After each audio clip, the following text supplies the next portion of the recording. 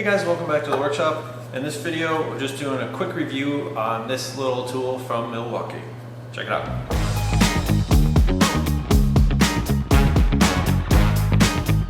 Alright, so what we're talking about today is the Milwaukee M12 1/4 inch, or what is it, 6mm impact driver. The actual part or catalog number is 2553-20, but it's the 12 volt 1/4 inch impact driver. Now I got this guy because I saw a few others using it, and it seemed very interesting to me because of its small size and apparent full power. And my other impact was sort of on its way out. It has some issues, so I was shopping for one anyway. I was interested in the small size because for me, my primary business is custom, we'll say cabinetry, but it's generally built-ins and bookshelves and storage things and closets and some kitchen work, but a lot of interior finished home type work. So having a smaller gun is useful to be insides of cabinets and boxes all the time, not to mention just easier on the wrist. So it was appealing to me. After using this for, I don't know, 3 or 4 weeks now, I can tell you I love it. It is awesome. Alright, so first let's talk about power, and I mean the batteries in this case. So it is the M12 line from Milwaukee. So I run this tool on these little baby M12s, and this is the 1.5 amp hour version. You can get this same size battery in a couple bigger amp hour sizes, and then they also have, you can get like a flat bottom version that go up to, I think, 3.5 maybe amp hours, something like that. I had actually bought a couple of extra batteries to go with the tool, and I've returned them since. This little 1.5 amp hour battery with this tool will run for a full day on the job site without a problem. And because the Milwaukee stuff has the little battery indicator lights on the side, you know where you're at anyway, so it's been great.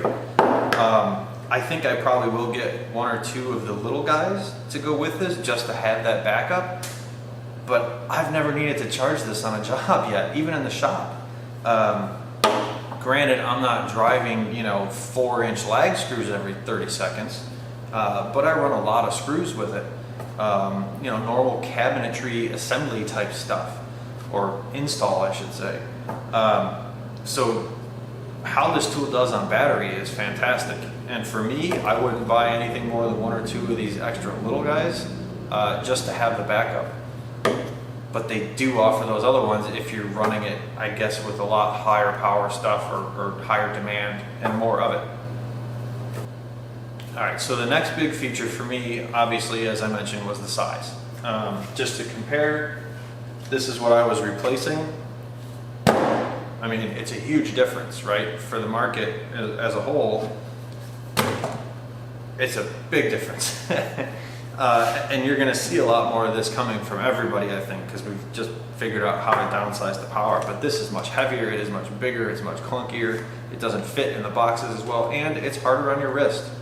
And anybody that does this kind of thing for a living knows, you probably know 5 people just like I do that have carpal tunnel issues or wrist problems because of running one of these things all day.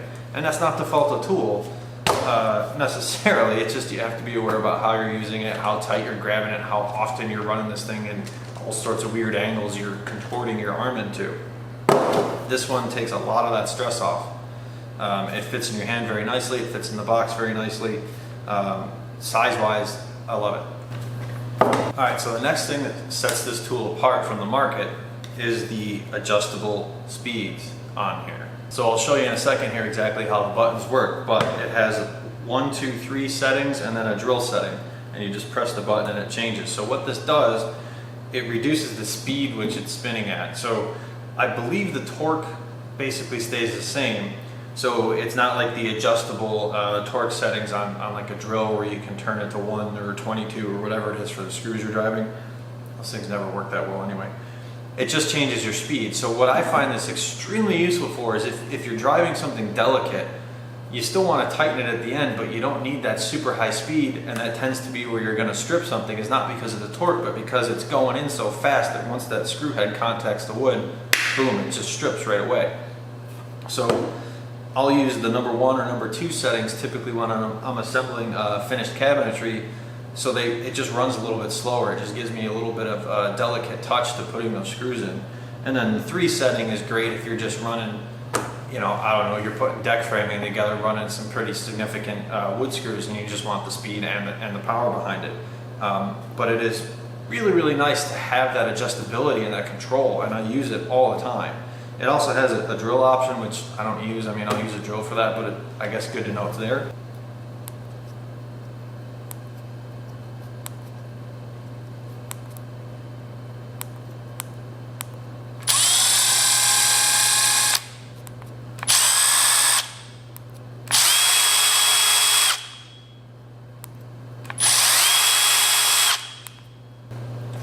So just a couple of final little details before I cover anything I don't like. So it does come with a nice clip that works well on a tool belt or your belt. It does have these rubber pads on the side so that if you are driving in the back of a cabinet box or in the corner up against the wall, the rubber contacts the surface, not the metal body of the drill or the impact, so you're much less likely to gouge up a cabinet or mark a wall, which is really nice. The balance is very nice, and of course it does have a very bright LED light on the front and the battery indicators. And of course forward and reverse, that kind of goes without saying. So one thing I found that I don't like, and yes, there's only one thing. I actually sat down and had to think about it and stared at the tool with a notepad for a while. I couldn't come up with anything I don't like, other than it doesn't have a little clip to snap a bit into. You know, my old one, it just has a little clip on the back of the body, so, you know, if you're switching bits, usually I have them on my tool belt anyway, but it's nice to have one right there. This does not have that. It may have an add-on or something. You can get one of those magnet ones, but it's a small thing, but I had to find something to say I don't like, right? That's all I got. Otherwise, I love this thing.